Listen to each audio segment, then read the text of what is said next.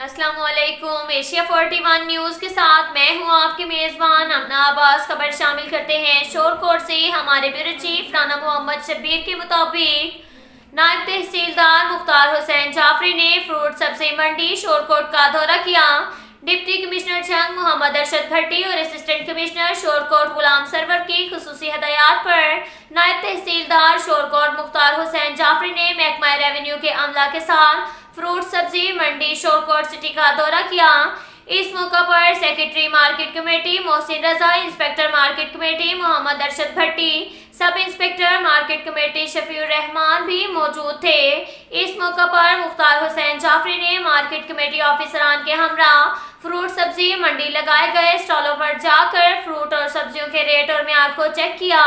इस मौका पर खालिदार मुमताज ने सहाफियों के साथ गुफ्तगू करते हुए कहा कि नाजायज मुनाफाखोरी करने वालों को कानून का सामना करना पड़ेगा। आड़ती हजरात भी नाजायज मुनाफा के साथ दुकानदारों को सब्जी फ्रूट अच्छे म्यार के साथ फरोख्त करें। डिप्टी कमिश्नर जंग राशिद हदायत है कि शहरियों को ज़्यादा से ज़्यादा रिलीफ देने के लिए नाजायज मुनाफाखोरी पर सामान फरोख्त करने वालों को भारी जुर्मानों के साथ साथ मुकदमात का भी सामना करना पड़ेगा।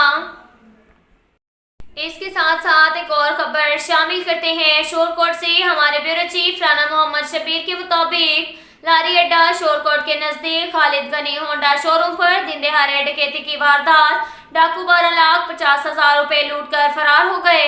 दौरान डकैती डाकुओं की फायरिंग से एक शख्स गोली लगने से शदीद जख्मी हो गया।